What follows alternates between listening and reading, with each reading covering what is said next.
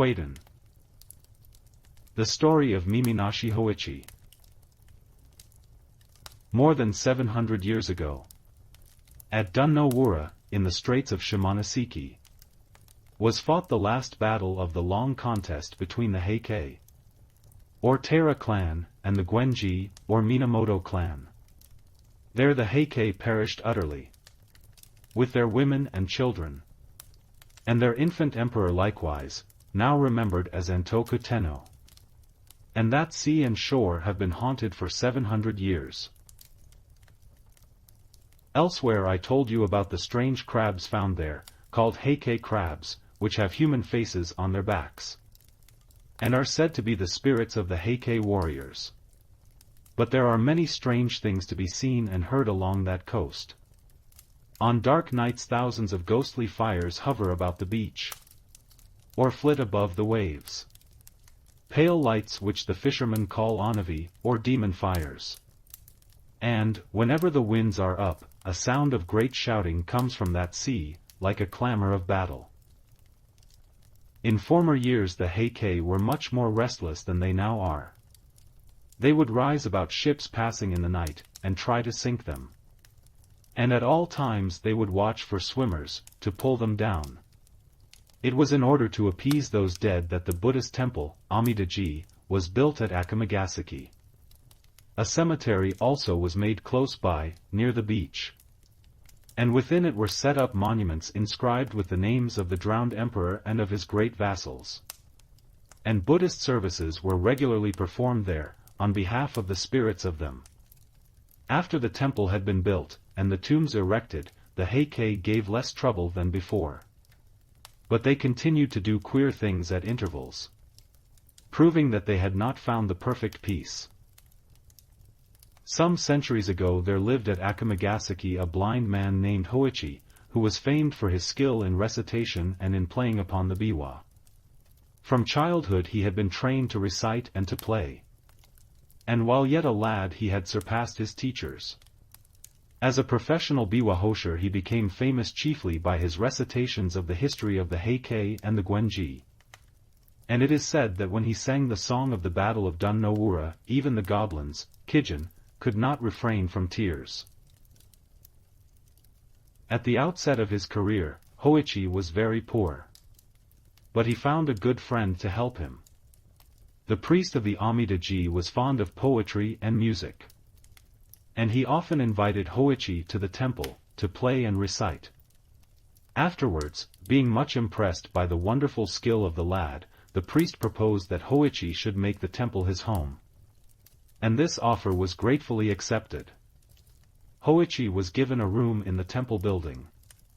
And, in return for food and lodging, he was required only to gratify the priest with a musical performance on certain evenings, when otherwise disengaged. One summer night the priest was called away, to perform a Buddhist service at the house of a dead parishioner. And he went there with his acolyte, leaving Hoichi alone in the temple. It was a hot night, and the blind man sought to cool himself on the veranda before his sleeping room. The veranda overlooked a small garden in the rear of the Amidaji. There Hoichi waited for the priest's return, and tried to relieve his solitude by practicing upon his biwa. Midnight passed, and the priest did not appear. But the atmosphere was still too warm for comfort within doors, and Hoichi remained outside. At last he heard steps approaching from the back gate. Somebody crossed the garden, advanced to the veranda, and halted directly in front of him, but it was not the priest. A deep voice called the blind man's name, abruptly and unceremoniously, in the manner of a samurai summoning an inferior. Hoichi. Hoichi was too much startled, for the moment, to respond, and the voice called again, in a tone of harsh command. Hoichi. Hi. Answered the blind man, frightened by the menace in the voice. I am blind. I cannot know who calls. There is nothing to fear, the stranger exclaimed, speaking more gently. I am stopping near this temple, and have been sent to you with a message. My present lord, a person of exceedingly high rank, is now staying in Akamagasaki, with many noble attendants. He wished to view the scene of the Battle of Dun-no-Ura, and today he visited that place. Having heard of your skill in reciting the story of the battle, he now desires to hear your performance. So you will take your biwa and come with me at once to the house where the august assembly is waiting. In those times, the order of a samurai was not to be lightly disobeyed. Hoichi donned his sandals, took his biwa, and went away with the stranger, who guided him deftly, but obliged him to walk very fast. The hand that guided was iron, and the clank of the warrior's stride proved him fully armed. Probably some palace guard on duty. Hoichi's first alarm was over. He began to imagine himself in good luck. For, remembering the retainer's assurance about a person of exceedingly high rank, he thought that the lord who wished to hear the recitation could not be less than a daimyo of the first class. Presently the samurai halted. And Hoichi became aware that they had arrived at a large gateway. And he wondered, for he could not remember any large gate in that part of the town, except the main gate of the Amida-ji. Kaimon, the samurai called. And there was a sound of unbarring, and the twain passed on. They traversed a space of garden, and halted again before some entrance. And the retainer cried in a loud voice. Within there. I have brought Hoichi. Then came sounds of feet hurrying, and screens sliding, and rain doors opening, and voices of women in converse. By the language of the women Hoichi knew them to be domestics in some noble household. But he could not imagine to what place he had been conducted. Little time was allowed him for conjecture. After he had been helped to mount several stone steps, upon the last of which he was told to leave his sandals, a woman's hand guided him along interminable reaches of polished planking, and round pillared angles too many to remember, and over widths amazing of matted floor, into the middle of some vast apartment. There he thought that many great people were assembled. The sound of the rustling of silk was like the sound of leaves in a forest. He heard also a great humming of voices, talking in undertones, and the speech was the speech of courts. Hoichi was told to put himself at ease, and he found a kneeling cushion ready for him. After having taken his place upon it, and tuned his instrument, the voice of a woman, whom he divined to be the Rogio, or matron in charge of the female service, addressed him, saying, "It is now required that the history of the Heike be recited, to the accompaniment of the biwa." Now the entire recital would have required a time of many nights. Therefore Hoichi ventured a question. As the whole of the story is not soon told, what portion is it augustly desired that I now recite? The woman's voice made answer. Recite the story of the battle at Dun-no-Ura, for the pity of it is the most deep. Then Hoichi lifted up his voice, and chanted the chant of the fight on the bitter sea, wonderfully making his biwa to sound like the straining of oars and the rushing of ships, the whir and the hissing of arrows, the shouting and trampling of men, the crashing of steel upon helmets, the plunging of slain in the flood. And to left and right of him, in the pauses of his playing, he could hear voices murmuring praise. How marvelous an artist! Never in our own province was playing heard like this. Not in all the empire is there another singer like Hoichi. Then fresh courage came to him, and he played and sang yet better than before. And a hush of wonder deepened about him. But when at last he came to tell the fate of the fair and helpless, the piteous perishing of the women and children, and the death leap of Ninoe-ame, with the imperial infant in her arms, then all the listeners uttered together one long, long shuddering cry of anguish. And thereafter they wept and wailed so loudly and so wildly that the blind man was frightened by the violence and grief that he had made. For much time the sobbing and the wailing continued. But gradually the sounds of lamentation died away. And again, in the great stillness that followed, Hoichi heard the voice of the woman whom he supposed to be the Rojio. She said, "Although we had been assured that you were a very skillful player upon the biwa, and without an equal in recitative, we did not know that anyone could be so skillful as you have proved yourself tonight. Our Lord has been pleased to say that he intends to bestow upon you a fitting reward. But he desires that you shall perform before him once every night for the next 6 nights, after which time he will probably make his August return journey. Tomorrow night, therefore, you are to come here at the same hour. The retainer who tonight conducted you will be sent for you. There is another matter about which I have been ordered to inform you. It is required that you shall speak to no one of your visits here, during the time of our Lord's August sojourn at Akamagasaki.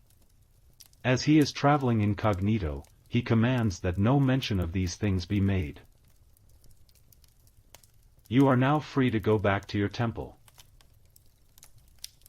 After Hoichi had duly expressed his thanks, a woman's hand conducted him to the entrance of the house, where the same retainer, who had before guided him, was waiting to take him home.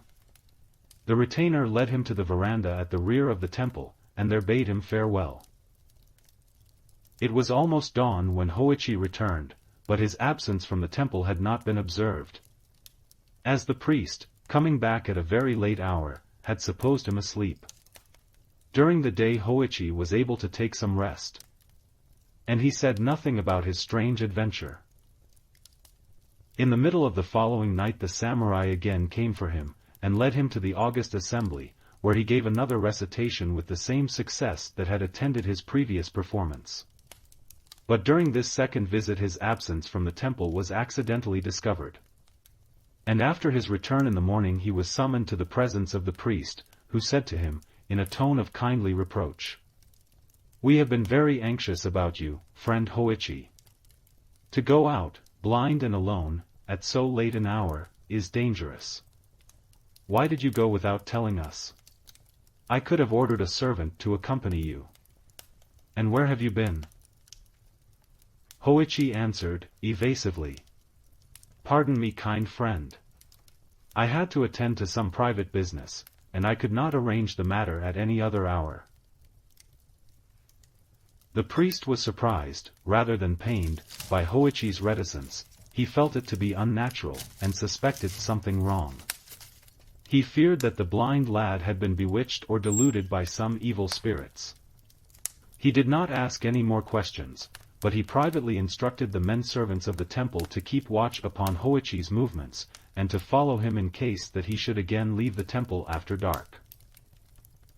On the very next night, Hoichi was seen to leave the temple, and the servants immediately lighted their lanterns, and followed after him.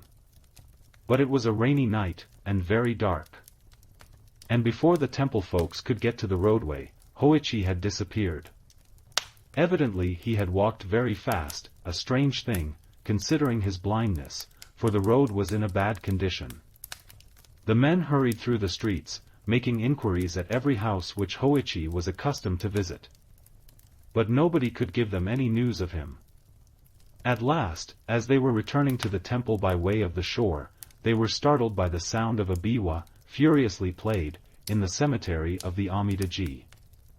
Except for some ghostly fires, such as usually flitted there on dark nights, all was blackness in that direction. But the men at once hastened to the cemetery.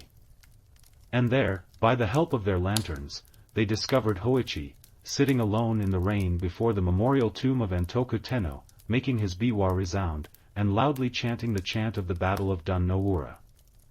And behind him, and about him, and everywhere above the tombs, the fires of the dead were burning, like candles. Never before had so great a host of Onavi appeared in the sight of mortal man. "Hoichi-san, Hoichi-san," the servants cried. "You are bewitched. Hoichi-san." But the blind man did not seem to hear. Strenuously he made his biwa to rattle and ring and clang. More and more wildly he chanted the chant of the Battle of Dun Nowura. They caught hold of him, they shouted into his ear. Hoichi-san, Hoichi-san, come home with us at once. Reprovingly he spoke to them. To interrupt me in such a manner, before this august assembly, will not be tolerated. Whereat, in spite of the weirdness of the thing, the servants could not help laughing. Sure that he had been bewitched, they now seized him, and pulled him up on his feet, and by main force hurried him back to the temple, where he was immediately relieved of his wet clothes, by order of the priest. Then the priest insisted upon a full explanation of his friend's astonishing behavior. Hoichi long hesitated to speak. But at last, finding that his conduct had really alarmed and angered the good priest, he decided to abandon his reserve. And he related everything that had happened from the time of first visit of the samurai. The priest said, Hoichi, my poor friend, you are now in great danger. How unfortunate that you did not tell me all this before. Your wonderful skill in music has indeed brought you into strange trouble. By this time you must be aware that you have not been visiting any house whatever, but have been passing your nights in the cemetery, among the tombs of the Heikei. And it was before the memorial tomb of Entoku Tenno that our people tonight found you, sitting in the rain. All that you have been imagining was illusion, except the calling of the dead. By once obeying them, you have put yourself in their power. If you obey them again, after what has already occurred, they will tear you in pieces. But they would have destroyed you, sooner or later, in any event. Now I shall not be able to remain with you tonight. I am called away to perform another service. But, before I go, it will be necessary to protect your body by writing holy texts upon it.